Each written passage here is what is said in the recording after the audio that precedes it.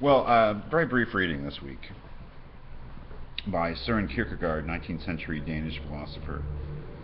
The reason I'm giving it to you is because, as I said last week, I think in that one video I did regarding Darwin, that it seemed to me that in a class on human nature, Darwin was something that had to be spoken about or had to be acknowledged, just because it was such a inescapably important development in how human beings conceive of themselves. But that also the religious point of view, or a religious point of view, because there's no one religious point of view, obviously, but a view of human nature, of the human person, that takes into account the relationship with God. That is, it's an undeniably important aspect of how human beings have seen themselves. Is that, at least to some of them, and probably most of them through history, they felt that to understand themselves, to a certain extent, meant understanding their relationship with the Creator, with God.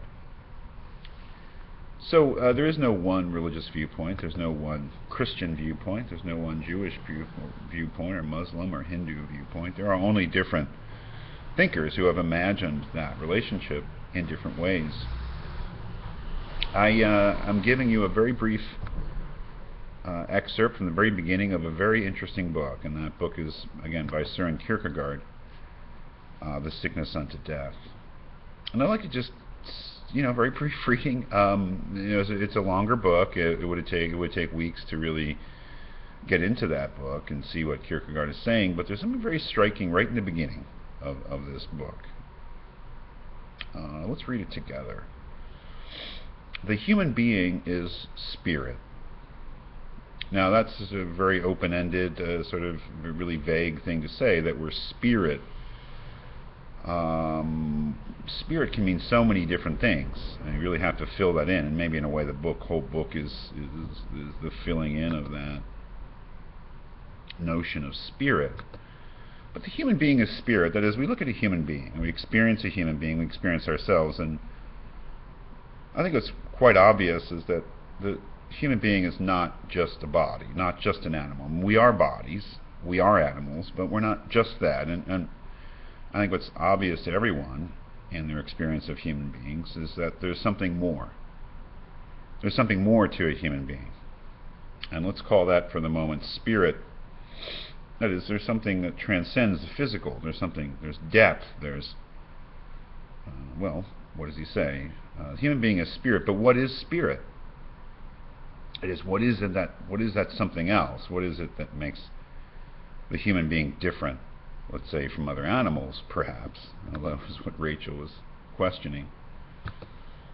Spirit, what is spirit? Spirit is the self.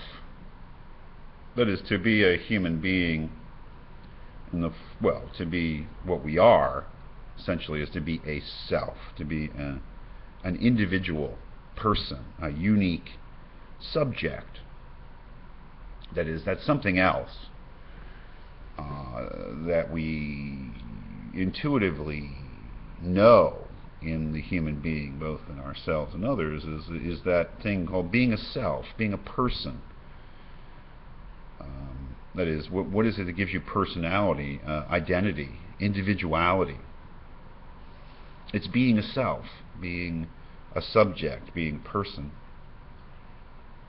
So spirit is the self, but what is the self? What does it mean to be a self? What does it mean to be a unique individual person? What is the essence of that? But what is the self? The self is a relation which relates to itself,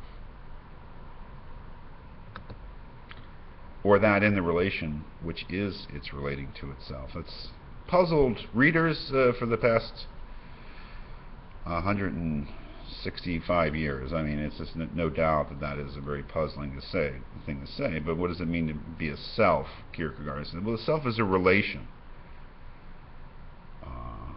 and it'll give us a notion of what the relation is, or what the relation is between. But crucially there, he says the self is a relation which relates to itself. That is, that relating to itself, that the self has the capacity, or is the capacity, to relate to itself. The self is a relation which relates to itself, or that in the relation which is its relating to itself. Think about what he's saying there in a certain type of philosophical terminology. The capacity to relate to oneself is, of course, the capacity fundamentally to know oneself, or self-consciousness. That is, but the self is what it is because it knows itself. That is, we're all selves because of our self-consciousness. That is, we couldn't be selves unless we could relate to ourselves, or know ourselves, or deal with ourselves in some way.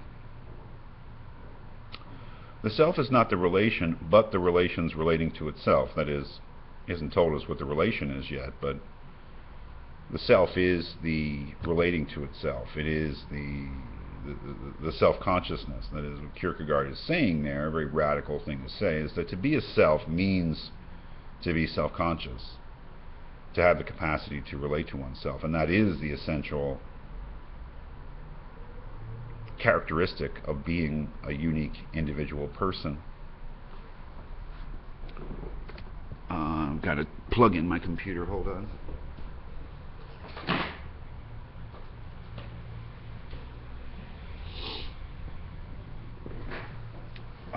So, what is that relation, though? What is he talking about? We have a notion of what he means by the self is what the self is. It's relating to itself. But what is the relation? He continues and he says a human being is a synthesis. Remember what a synthesis is? A synthesis is a putting together of two things which don't necessarily belong together. That is, something synthetic is something that has been assembled from different parts which don't naturally perhaps belong together. A human being is a synthesis of the infinite and the finite.